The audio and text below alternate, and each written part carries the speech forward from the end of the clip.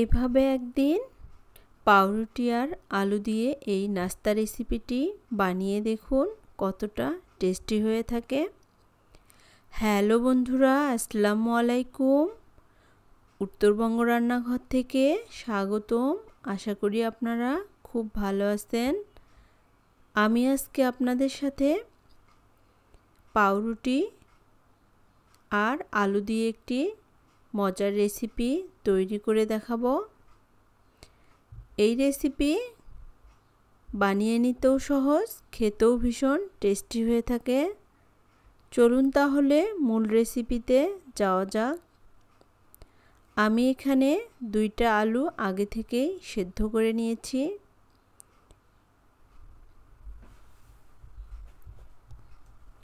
এখন আলুগুলোকে খুব ভালো করে মেখে নিব।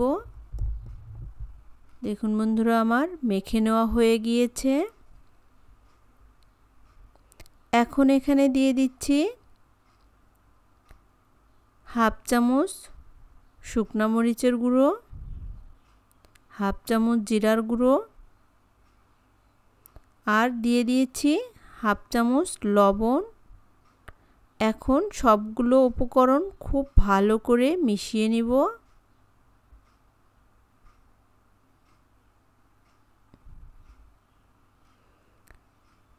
মেশানো হয়ে গিয়েছে। এখন একটা পাশে রেখে দিব। এখন আমি 2টি পাউরুটি নিয়েছি।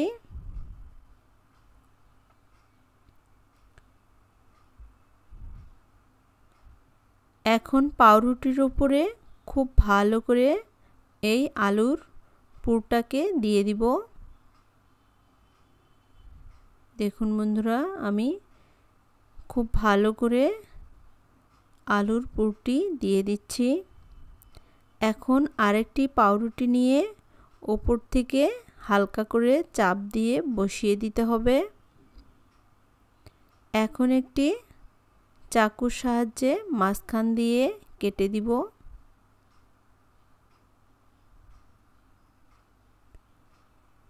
দেখুন বন্ধুরা, আমার কাটা হয়ে গিয়েছে। কত সহজভাবে বানিয়ে নিলাম। এভাবে আমি সবগুলো রুটি বানিয়ে নিব। দেখুন বন্ধুরা, বানানো হয়ে গিয়েছে। এখন একটি বাটি নিয়েছি, এখানে একটি ডিম দিয়ে দিচ্ছি। আর দিয়ে দিচ্ছি হাফ কাপ পরিমাণ লিকুইড দুধ। দুধ আর ডিম খুব ভালো করে মিশিয়ে নিব। দেখুন বন্ধুরা, আমি খুব ভালো করে মিশিয়ে নিচ্ছি।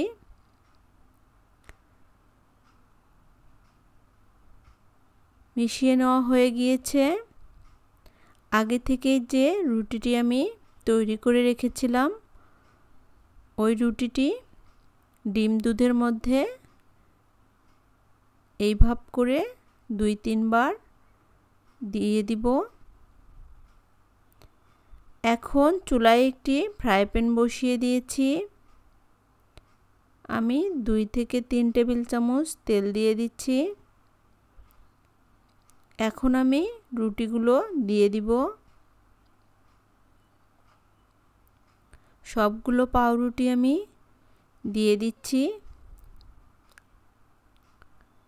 এখন একটা পাশ হয়ে আসলে অপর পাশটি খুব ভালো করে উল্টিয়ে দিব।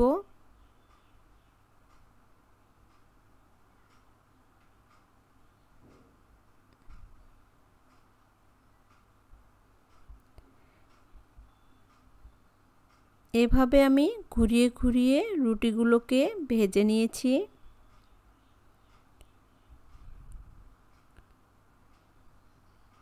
ভেজে নেওয়া হয়ে গিয়েছে। দেখুন বন্ধুরা,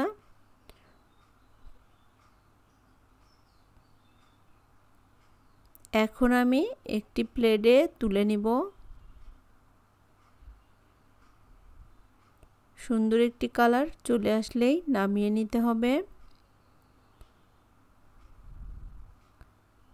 এখন তুলে নিচ্ছি।